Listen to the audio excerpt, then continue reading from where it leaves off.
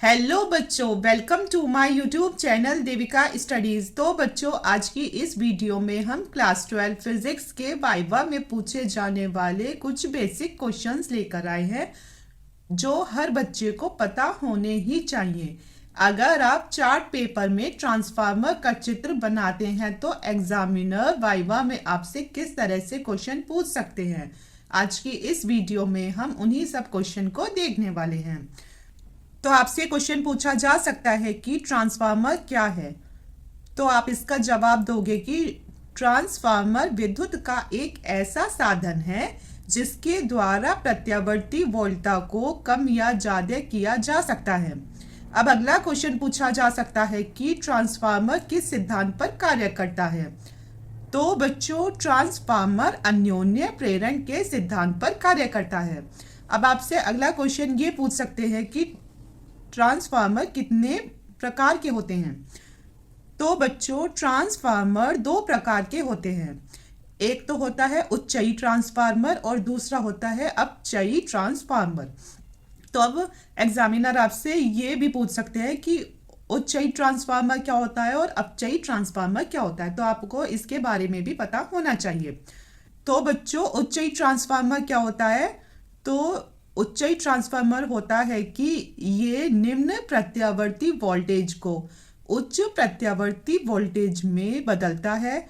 इसमें द्वितीय कुंडली में फेरों की संख्या, द्वितीय कुंडली मतलब एस हुआ है ना, और इसके फेरों की संख्या हो गई एन, प्राथमिक कुंडली के फेरों की संख्या से अधिक होती है। ठीक है, मतलब उच्चयी ट्रांसफार्मर क्या काम करता है। उच्चयी ट्रांसफार्मर जाता है कि अगर आपकी जो वोल्टेज है कम आ रही है तो वो उसे हाई कर देगा। तो ये किसका काम है। तो ये होता है उच्चयी ट्रांसफार्मर का काम कि वो कम वोल्टेज को हाई वोल्टेज में चेंज कर देता है। ठीक है, और ये दिखा देना। अब अगला इसमें पूछा जा सकता है कि अपचयी ट्रांसफार्मर क्या होता है। तो अपचयी ट्रांसफार्मर में क्या होता है, तो ये ऊपर से नीचे की ओर आता है। मतलब कि ये अगर आपकी वोल्टेज हाई आ रही है तो ये उसे कैसा कर देगा, कम कर देगा।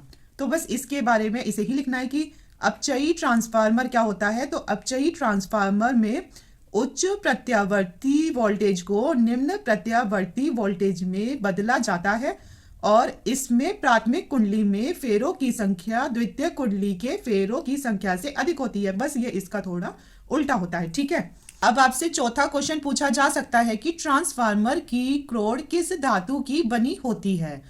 तो इसका आंसर है कि ट्रांसफार्मर की क्रोड नरम लोहे की बनी होती है। अगला क्वेश्चन पूछा गया था कि ट्रांसफार्मर किस धारा पर काम करता है। तो ट्रांसफार्मर प्रत्यावर्ती धारा यानी एसी पर काम करता है। अब अगला क्वेश्चन पूछा जा सकता है कि ट्रांसफार्मर में क्रोड को पटलित क्यों रखा जाता है। तो ट्रांसफार्मर में क्रोड को भंवर धारा को कम करने के लिए पटलित रखा जाता है। जैसे ये आती है ना, इसमें ऐसे करके। ठीक है, इसे ही क्या कहते हैं, तो इसे ही कहते हैं भंवर धारा। ठीक है, तो इसको कम करने के लिए जो इसकी क्रोड है उसको पटलित किया जाता है। अब अगला क्वेश्चन पूछा जा सकता है इसमें कि ट्रांसफार्मर की दक्षता कितनी होती है। तो इसकी जो दक्षता होती है 80 से 90% होती है। अगला क्वेश्चन पूछा जा सकता है कि ट्रांसफार्मर में कौन सा तेल डाला जाता है। तो ट्रांसफार्मर में खनिज तेल यानी नैपथेनिक डाला जाता है। अब अगला क्वेश्चन पूछा जा सकता है कि ट्रांसफार्मर का हिंदी नाम क्या है। तो ट्रांसफार्मर का हिंदी नाम परिणामित्र है। तो ट्रांसफार्मर का हिंदी नाम है परिणामित्र, और ये इंपॉर्टेंट क्वेश्चन है तो ये तो आपको पता होना ही चाहिए। अगला है कि ट्रांसफार्मर का सूत्र क्या होता है। तो ट्रांसफार्मर का सूत्र VP/VS बराबर NP/NS होता है। तो आज की वीडियो में इतना ही, और अगर आपको वीडियो पसंद आ रही है तो अपने दोस्तों के साथ ज़्यादा से ज़्यादा शेयर कीजिए ताकि उनकी भी हेल्प हो सके। आप जितनी दूसरों की हेल्प करते हैं तो फिर आपकी खुद की भी उतनी ही हेल्प होती है। ठीक है।